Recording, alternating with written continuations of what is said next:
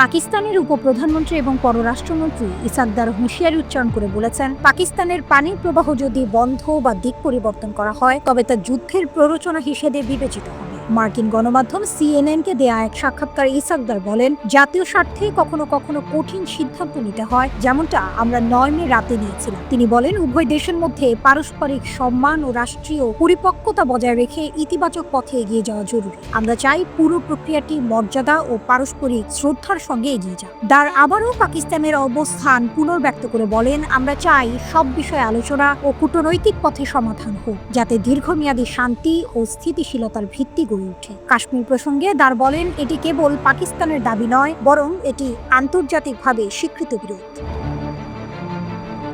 মার্কিন president Donald ট্রাম্পের মধ্যস্থতার প্রস্তাব নিয়ে প্রশ্নের জবাবে দার বলেন, ট্রাম্পের এই প্রস্তাব অত্যন্ত গুরুত্বপূর্ণ। তিনি বলেন, এই দীর্ঘমেয়াদী বিরোধ নিরসনে যুক্তরাষ্ট্র সহ তৃতীয় পক্ষের সমর্থন দরকার। তিনি বলেন, এই সমস্যার সমাধান দুই দেশের যৌথ উদ্যোগেই সম্ভব। এক হাতে তালি বাজে না, একতরফা ভাবে পাকিস্তান কিছু করতে পারবে না। ইসাকদার আরও বলেন, এমন বিষয়ে দেরি করা মানেই আরও জটিলতা বাড়ানো। তিনি বলেন, সময় ক্ষেপণ এড়ানো সকল পক্ষের স্বার্থেই জরুরি। পাশাপাশি তিনি স্পষ্ট করে জানান, পাকিস্তান উত্তেজনা বাড়াতে চায় না এবং দেশটি ইতোমধ্যে তার কৌশলগত ভারসাম্য ও সার্বভৌম মর্যাদা দেখিয়ে দিয়েছে।